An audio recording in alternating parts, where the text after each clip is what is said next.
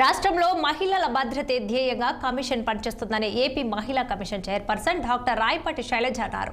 ఇక గుంటూరు జిల్లా మంగళగిరిలోని మహిళా కమిషన్ కార్యాలయంలో ఆమె బాధ్యతలు స్వీకరించారు. కూటమి ప్రభుత్వం మహిళలకు పెద్దపీట వేసే విధంగా చాలా బరువైన బాధ్యతను తను అప్పగించిందన్నారు. ఇక రాబోయే రోజుల్లో ఆడపిల్లల పరిరక్షణ, మహిళల భద్రతే ధ్యేయంగా పనిచేస్తారని డాక్టర్ రాయపాటి శైలజ తెలిపారు. గత ప్రభుత్వంలో మహిళలకు రక్షణ లేకుండా అరాచక పాలన చేశారని విమర్శించారు. ఇక మహిళలపై జరుగుతున్న లైంగిక దాడులపై ప్రత్యేక చట్టం తీసుకువచ్చి కొన్ని విప్లవాత్మక మార్పులకు శ్రీకారం చుడతామంటున్న రాష్ట్ర మహిళా కమిషన్ చైర్పర్సన్ డాక్టర్ రాయపాటి శైలజతో మా అమరావతి ప్రతినిధి పవన్ ఫేస్ టు ఫేస్. మహిళా కమిషన్ చైర్పర్సన్ గా కూడా రాయపాటి శైలజ అయితే మాత్రం ఈరోజు బాధ్యతలు స్వీకరించారు. మరి ఈ నేపథ్యంలో రాబోయే రోజుల్లో మహిళలకు సంబంధించి కూడా ఎలాంటి చర్యలు తీసుకోబోతా ఉన్నారనేటువంటి అంశంపై కూడా మనతో మాట్లాడేందుకు రాయపాటి శైలజ ప్రస్తుతం మనతో ఉన్నారు. మేడం, ముందుగా కంగ్రాచులేషన్స్ 60 నుంచి మీకు ప్రత్యేకంగా చెప్పండి, బరువైనటువంటి బాధ్యతని కూటమి ప్రభుత్వం మీకు అప్పచెప్పింది, ఎలా నిర్వర్తించబోతా ఉన్నారు?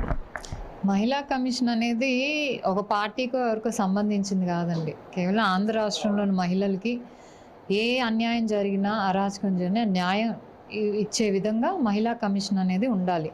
అది గత 5 ఏళ్లలో ఎలా ఉందో అందరం చూసాము. ఎందుకంటే మేము అప్పుడు బాధితులే. అమరావతి ఉద్యమం తరపున పోలీస్ చేతిలో కానివ్వండి, అప్పుడున్న ప్రభుత్వం చేతిలో కానీ బాధితులమే. సో మేము జస్టిస్ కోసం వెళ్ళినప్పుడు ఇక్కడ పట్టించుకునే వాళ్ళు లేరు, ఇక్కడ పట్టించుకోవట్లేదు. ఢిల్లీ వరకు వెళ్ళాము, వాళ్ళని ఇక్కడేదో మేనేజ్ చేసి ఇదంతా చేశారు. సో ఇప్పుడు మాకు మహిళా కమిషన్ విలువ అనేది ప్రతి ఒక్కరికి తెలుసు. అది గత ఇళ్లలో అంత తెలిసినా కూడా ఎవరు అప్రోచ్ అవ్వలేపారు న్యాయం కోసం. ఎందుకంటే అది వన్ సైడెడ్గా కేవలం పేరుకే అదేదో పదవి ఇచ్చారు కాబట్టి ఆ పార్టీకి దాన్ని పైకి తీసుకురావాలనే ఉద్దేశంతో పనిచేశారు. కానీ మహిళల కోసం అయితే న్యాయం చేయాలనే ఉద్దేశంతో పనిచేయాలి. కానీ ఇప్పుడు నాకు ఇచ్చిన ఏదైతే ఈ పదవీ కాలం ఉందో 2 ఏళ్ళు, తప్పకుండా ప్రతి ఒక్కరికి ఇర్రెస్పెక్టివ్ ఆఫ్ పార్టీస్ కానివ్వండి, ఏదైనా సరే అన్యాయం జరిగింది అని అనుకుంటే మాత్రం తప్పకుండా న్యాయం చేస్తాము. వెంటనే పోలీసుల సహకారంతో కూడా అది కేసు పరిష్కారం అయ్యేలా. ఎందుకంటే సత్వరం న్యాయం జరిగితేనే ఇంకా చాలామంది బయటకు వచ్చి మాకు కూడా ఇదిలా జరిగింది న్యాయం చేయండి అంటారు. లేకపోతే న్యాయం జరగలేదనుకోండి, మనం ఎవరికి చెప్పినా ఏముందిలే అది అని చాలామంది బయటకు కూడా రారు ఆ భయంతో. సో ముందు మహిళా కమిషన్ అంటే భయపడక్కర్లేదు, ఎవరైనా ఈజీగా అప్రోచ్ అవ్వచ్చు. సో ఫస్ట్ దానికి ఏంటంటే ఒక వెబ్సైట్ క్రియేట్ చేయటం కానివ్వండి, యాక్సెసిబుల్గా. ఇప్పుడు అందరికీ స్మార్ట్ ఫోన్ ఉంది, కానీ ఇమీడియట్గా ఆ వెబ్సైట్ నుంచి ఒక కంప్లైంట్ పంపించటం, సో మనకి వెంటనే ఇన్ఫర్మేషన్ తెలుసు. అలా ఆ విధంగా కొంచెం వర్క్ చేయాలనే ఉద్దేశంతో ముందుకెళ్తున్నాం. ఖచ్చితంగా కూడా అంటే చూడొచ్చు, ప్రస్తుతం సమాజంలో ఆడపిల్లలపై కానీ ఇటు మహిళలపై కానీ అఘాయిత్యాలు జరుగుతున్నటువంటి నేపథ్యం ఉంది. దీనికి సంబంధించి కూడా ఒక ప్రత్యేక చట్టం తీసుకురావాల్సినటువంటి అవసరం ఉందంటారా? ఇంకా ప్రత్యేక చట్టం అవసరం అండి. అలాగే ప్రభుత్వం ఏదైతే ప్రభుత్వం ఉందో వాళ్ళ పనితీరు బట్టి కూడా రాష్ట్రంలో ఇలాంటి సిట్యువేషన్స్, ఇన్సిడెంట్స్ కానీ జరుగుతూ ఉంటాయి. ఇప్పుడు గంజాయి, డ్రగ్స్ ఇలాంటివి మనం ప్రమోట్ చేసాం అనుకోండి, ప్రభుత్వం కళ్ళు మూసుకొని కూర్చుంది అనుకోండి, ఆబ్వియస్లీ వాటితో పాటు అత్యాచారాలు ఇలాంటివి కూడా జరుగుతాయి ఆ మత్తులో. కానీ కూటమి ప్రభుత్వం వచ్చాక అవన్నీ కూడా వాటికి కాలు రాసేసింది. ఫస్ట్లోనే చూసాం గంజాయి గారి మీద ఉప ముఖ్యమంత్రి వీళ్ళందరూ ఎలా మాట్లాడారో, అసలు అలాంటిది ఇక్కడ ఉండకూడదు అనేది. సో దానివల్ల కూడా అంటే నెంబర్ ఆఫ్ కేసెస్ తగ్గుతాయి, కానీ ఉంటాయి, పూర్తిగా ఉండవు. సో వాటి వరకు మనం కౌన్సిలింగ్ చేయటం కానివ్వండి, లేకపోతే అవేర్నెస్ తీసుకురావటం, స్కూల్ లెవెల్ నుంచే ఎడ్యుకేట్ చేయాలి. బోత్ బాయ్స్ అండ్ గర్ల్స్ని ఎడ్యుకేట్ చేసి ఎలా బిహేవ్ చేయాలి, ఎలా ఉండాలి అనేదంటే ఆ స్టేజ్లో తీసుకురావటం. అలాగే family counselling, it's only not అన్యాయాలు, అరాచకాలు చాలా ఉంటాయి, ప్రీ మ్యారిటల్ కౌన్సిలింగ్ ఇలాంటివి. అలాగే నేషనల్ విమెన్ కమిషన్ ఏవైతే ఇనిషియేటివ్స్ ఇస్తుందో అవన్నీ కూడా రాష్ట్రంలో మనం ఇంప్లిమెంట్ చేసేటట్టు వర్క్ చేయాలి వాళ్ళతో కలిసి.